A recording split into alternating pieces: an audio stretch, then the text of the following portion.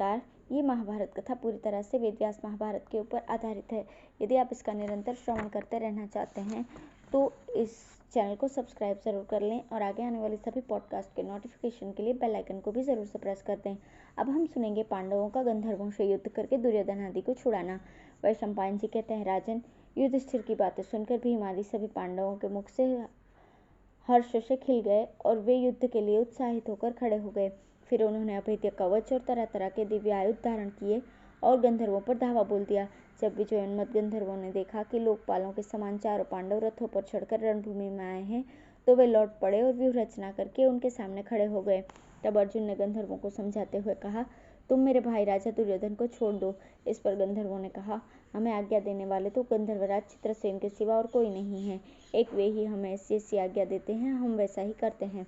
गंधर्वों के ऐसा कहने पर कुंती नंदन अर्जुन ने उनसे फिर कहा, पराई स्त्रियों को पकड़ना और मनुष्यों के साथ युद्ध करना ऐसा निंदनीय काम तो गंधर्वराज को शोभा नहीं देता। तुम लोग धर्मराज युधिष्ठिर की आज्ञा मानकर इन महापराक्रमी धृतराष्ट्र पुत्रों को छोड़ दो। यदि तुम शांति से इन्हें नहीं छोड़ोगे तो मैं स्वयं ही पराक्रम द्वारा इनको छुड़ा लूंगा। ऐसा कहने पर भी जब गंधर्वों ने अर्जुन की बात उड़ा दी तो वे उनके ऊपर पहने पहने बाण बरसाने लगे तथा गंधर्वों ने भी उन पर बाणों की झड़ी लगा दी। अर्जुन ने आग्नेयास्त्र छोड़कर हजारों गंधर्वों को यमराज के पास भेज दिया। महाबली भीम ने भी तीखे तीखे तीरों से सैकड़ों गंधर्वों का अंत कर दिया। माद्रीपुत्र नकुल और सहदेव ने भी संग्राम भूमि में कदम बढ़ाकर अनेकों शत्रुओं को घेर घेर कर मार डाला। महारथी पांडव लोग जब गंधर्वों को इस प्रकार दिव्य अस्त्रों से मारने लगे तो वे धृतराष्ट्र के पुत्रों को लेकर आकाश में उड़कर जाने लगे। कुंती कुमार अर्जुन ने उन्हें आकाश की ओर उड़ते देख बाणों का ऐसा विस्तृत जाल सा बिछा दिया कि जिसने चारों ओर से उनकी गति रोक दी। उस जाल में वे उसी प्रकार बंद हो गए जैसे पिंजड़े में पक्षी। अतः वे अत्यंत कुपित होकर अर्जुन पर गदा, शक्ति, रिष्टि आदि अस्त्र शस्त्रों की वर्षा करने लगे। तब महावीर अर्जुन ने उन पर स्थूलाकर्ण, इंद्रजाल, सौर, आग्नेय तथा सौम्य आदि दिव्य अस्त्र चलाए। इनकी मार से वे अत्यंत पीड़ित होने लगे। ऊपर जाने से तो उन्हें बाणों का जाल रोक रहा था और इधर उधर जाते तो अर्जुन के बाणों से बिंधने लगते। जब चित्रसेन ने देखा कि गंधर्व अर्जुन के बाणों से अत्यंत त्रस्त हो रहे हैं तो वह गदा लेकर उनकी ओर दौड़ा, किंतु अर्जुन ने अपने बाणों द्वारा उस लोहे की गदा के 7 टुकड़े कर दिए। जब वो माया से अदृश्य रहकर अर्जुन के साथ युद्ध करने लगा, इससे अर्जुन को बड़ा क्रोध हुआ और वे दिव्यास्त्रों से अभिमंत्रित आकाशचारी आयुधों से युद्ध करने लगे तथा अंतर्ध्यान रहने पर भी उसके शब्द का अनुसरण करके शब्दवेदी बाणों से उसे बींधने लगे। अर्जुन के उन अस्त्र शस्त्रों से चित्रसेन तिलमिला उठा और उसने अपने को प्रकट करके कहा, अर्जुन देखो, युद्ध में तुम्हारे सामने आया हुआ मैं तुम्हारा सखा चित्रसेन हूँ। अर्जुन ने जब अपने सखा को युद्ध से जर्जरित देखा तो उन्होंने अपने दिव्यास्त्रों को लौटा लिया। ये देखकर सब पांडव बड़े प्रसन्न हुए और फिर रथों में बैठे हुए भीम, अर्जुन, नकुल, सहदेव और चित्रसेन आपस में कुशल प्रश्न करने लगे। तब महाधनुर्धर अर्जुन ने चित्रसेन से हंसकर पूछा, वीरवर, कौरवों का पराभव करने में तुम्हारा क्या उद्देश्य था? तुमने स्त्रियों के सहित दुर्योधन को क्यों कैद किया है? चित्रसेन ने कहा, वीर धनंजय, देवराज इंद्र को स्वर्ग में ही दुरात्मा दुर्योधन और पापी कर्ण का अभिप्राय मालूम हो गया था। ये लोग वो सोचकर कि आजकल पांडव लोग वन में विपरीत परिस्थिति में रहकर अनाथों की तरह कष्ट भोग रहे हैं और हमें खूब आनंद में दिखते हैं, तुम्हें देखने और इस दुर्दशा में यशस्विनी द्रौपदी की हंसी उड़ाने के लिए यहाँ आए थे। इनकी ऐसी खोटी मनोवृत्ति जानकर उन्होंने मुझसे कहा, जाओ दुर्योधन को और उसके भाई और मंत्रियों के सहित बांधकर यहाँ ले आओ, किंतु देखो, भाइयों के सहित अर्जुन की सब प्रकार रक्षा करना, क्योंकि वो तुम्हारा प्रिय सखा और शिष्य है। तब देवराज के कहने से मैं तुरंत ही यहाँ आ गया और इस दुष्ट को बांध भी दिया। अब मैं देवलोक को जा रहा हूँ और इंद्र की आज्ञा अनुसार इस दुरात्मा दुर्योधन को भी ले जाऊंगा। अर्जुन ने कहा, चित्रसेन, यदि तुम मेरा प्रिय करना चाहते हो तो धर्मराज के आदेश से तुम हमारे भाई दुर्योधन को छोड़ दो। चित्रसेन ने कहा, अर्जुन ये पापी है और बड़ा घमंड में भरा रहता है, इसे छोड़ना उचित नहीं है। इसने तो धर्मराज और कृष्णा को धोखा दिया था। धर्मराज इस समय ये जो कुछ भी करना चाहता है उसका उन्हें पता नहीं है। अच्छा, चलो उन्हें सब बातें बता देंगे, फिर उनकी जैसी इच्छा होगी वैसा करेंगे। फिर वे सब महाराज युधिष्ठिर के पास गए और उनको सब बातें बता दी। तब अजातशत्रु महाराज युधिष्ठिर ने गंधर्वों की बात सुनकर उनकी प्रशंसा की और समस्त कौरवों को छुड़वा दिया। वे गंधर्वों से कहने लगे, आप लोग बलवान और शक्ति संपन्न हैं। ये बड़े सौभाग्य की बात है कि आपने मेरे भाई बंधु और मंत्रियों के सहित दुराचारी दुर्योधन का वध नहीं किया। मेरे ऊपर आप लोगों का ये बड़ा उपकार हुआ है। फिर बुद्धिमान महाराज युधिष्ठिर की आज्ञा लेकर अप्सराओं के सहित चित्रसेन आदि गंधर्व अत्यंत प्रसन्न चित्त से स्वर्ग को चले गए। देवराज इंद्र ने दिव्यामृत की वर्षा करके कौरवों के हाथ से मरे हुए गंधर्वों को जीवित कर दिया। अपने स्वजन और राजमहर्षियों को गंधर्वों से मुक्त कराकर पांडवों को भी बड़ी प्रसन्नता हुई। कौरवों ने स्त्री और कुमारों के सहित पांडवों का बड़ा सत्कार किया। तब भाइयों के सहित बंधन से छूटे हुए दुर्योधन ने भी धर्मराज युधिष्ठिर से बड़े प्रेम से कहा, भैया ऐसा साहस फिर कभी मत करना। देखो, साहस करने वाले को कभी सुख नहीं मिलता। अब तुम सब भाइयों के सहित कुशल पूर्वक अपने घर जाओ। इस घटना से मन में किसी प्रकार का खेद मत मानना। धर्मराज की इस आज्ञा देने पर दुर्योधन ने उन्हें प्रणाम किया और हृदय में अत्यंत लज्जित होकर अपने नगर की ओर चला गया। उस समय वो ऐसा व्याकुल हो रहा था मानो उसकी इंद्रियां नष्ट हो गई तथा क्षोभ के कारण उसका हृदय फटा जाता था। अब हम सुनेंगे दुर्योधन का अनुताप और प्रायोपवेश का निश्चय। जन्मेजय ने पूछा, मुनिवर, दुर्योधन लज्जा के भार से बहुत दब गया था तथा शोक से उसका हृदय अत्यंत उद्विग्न हो रहा था। ऐसी स्थिति में उसने हस्तिनापुर में किस प्रकार प्रवेश किया, वो मुझे विस्तार से सुनाने की कृपा कीजिए।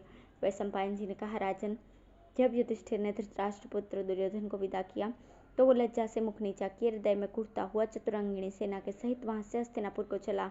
मार्ग में एक रमणीक स्थान पर जहाँ जल और घास की अधिकता थी उसने विश्राम किया। वहां कर्ण ने उसके पास आकर कहा, राजन, बड़े सौभाग्य की बात है कि आपका जीवन बच गया और हमारा पुनः समागम हुआ।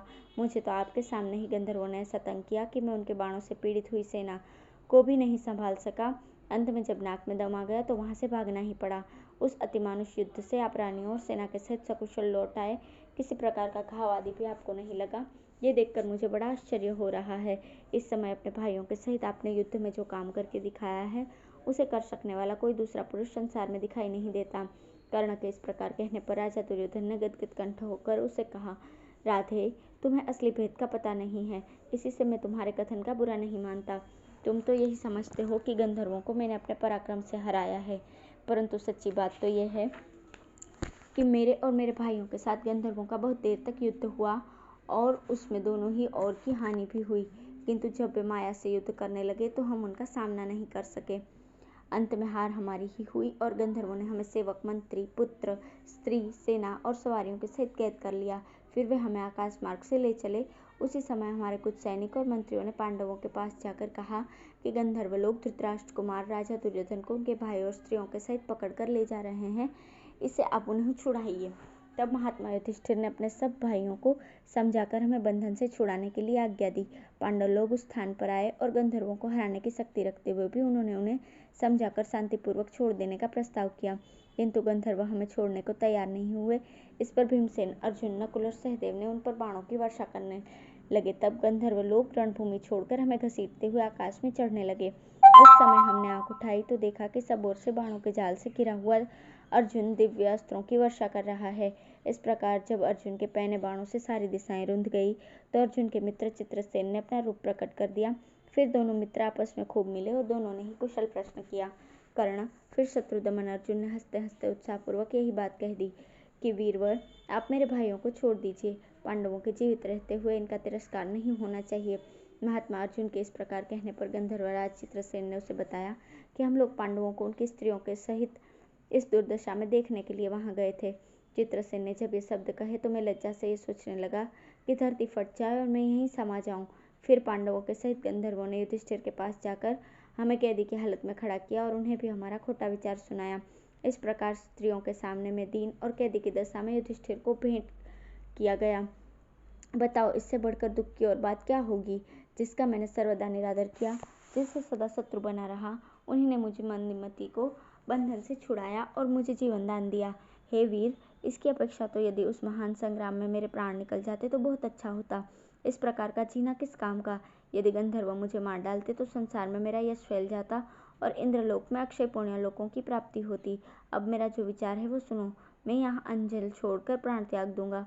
तुम और दुशासन आदि मेरे सब भाई हस्तिनापुर चले जाओ। अब मैं हस्तिनापुर जाकर महाराज के आगे क्या उत्तर दूंगा। भीष्म, द्रोण, कृपाचार्य, अश्वत्थामा, विदुर, संजय, बालिक, भूरिश्रवा तथा दूसरे बड़े बूढ़े और उदासीन वृत्ति वाले प्रधान प्रधान ब्राह्मण मुझसे क्या कहेंगे और मैं उन्हें क्या उत्तर दूंगा। इस जीने से तो मरना ही अच्छा है। इस प्रकार दुर्योधन अत्यंत चिंताग्रस्त हो रहा था। फिर उसने दुशासन से कहा, भैया तुम मेरी बात सुनो। मैं तुम्हें राज्य देता हूँ, इसे स्वीकार करके तुम मेरी जगह राजा बनो और कर्ण तथा शकुनि की सलाह से इस समृद्धिशाली पृथ्वी का शासन करो। दुर्योधन की ये बात सुनकर दुशासन का गला दुख से भर आया और उसने दुर्योधन के चरणों पर सिर रखकर रोते हुए कहा, महाराज ऐसा कभी नहीं हो सकता। सारी भूमि फट जाए, सूर्य अपने तेज को और चंद्रमा अपनी शीतलता को त्याग दे, हिमालय अपने स्थान को छोड़ दे और अग्नि उष्णता का परित्याग कर दे, तो भी मैं आपके बिना पृथ्वी का शासन नहीं करूंगा। बस आप प्रसन्न हो जाइए। ऐसा कहकर दुशासन ने दोनों हाथों से अपने बड़े भाई के चरण पकड़ लिए और वो ढाड़ मारकर रोने लगा। दुर्योधन और दुशासन को अत्यंत दुखित देखकर कर्ण को भी बड़ी व्यथा हुई और उसने उनसे कहा, आप दोनों नासमझी से सामान्य पुरुषों के समान शोक क्यों करते हैं? शोक करने वालों का शोक तो कभी दूर नहीं हो सकता, अतः धैर्य धारण करें। इस प्रकार शोक करके शत्रुओं का हर्ष मत बढ़ाइए। पांडवों ने आपको गंधर्वों के हाथ से छुड़ाया, ऐसा करके तो उन्होंने अपने कर्तव्य का ही पालन किया है। राज्य के भीतर रहने वाले पुरुषों को सर्वदा राजा का ही प्रिय करना चाहिए, इसलिए ऐसी बात हो भी गई तो उससे आपको संताप नहीं होना चाहिए। देखिए, आपके प्रायोपवेश के विचार को सुनकर आपके सभी भाई उदास हो गए हैं, इसलिए इस संकल्प को छोड़कर खड़े होइए और अपने भाइयों को ढाढ़स बंधाइए।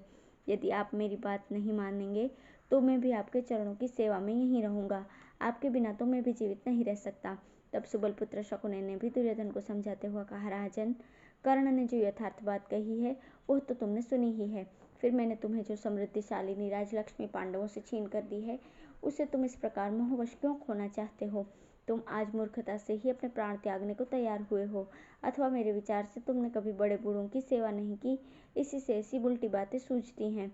ये तो हर्ष की बात है कि तुम्हें इसके लिए पांडवों का सत्कार करना चाहिए और तुम शोक कर रहे हो। तुम्हारा ये काम तो उल्टा ही है, इसलिए तुम उदासी छोड़ दो और पांडवों ने तुम्हारे साथ जो उपकार किया है उसमें स्मरण करके उन्हें उनका राज्य दे दो। इससे तुम यश और धर्म प्राप्त करोगे। तुम मेरी बात मानकर ऐसा ही करो, इससे तुम कृतज्ञ माने जाओगे। तुम पांडवों के साथ भाईचारे का सा व्यवहार करके उन्हें अपनी जगह बैठा दो और उनका पैतृक राज्य उन्हें सौंप दो, इससे तुम्हें सुख मिलेगा। वैशंपायन जी कहते हैं, राजन, इस प्रकार दुर्योधन को उसके सुहृद, मंत्री, भाई और बंधु बांधवों ने बहुतेरा समझाया, परंतु वो अपने निश्चय से नहीं डिगा। उसने कुश और वल्कल के वस्त्र धारण किए और स्वर्ग प्राप्ति की इच्छा से वाणी का संयम कर उपवास के नियमों का पालन करने लगा। धन्यवाद।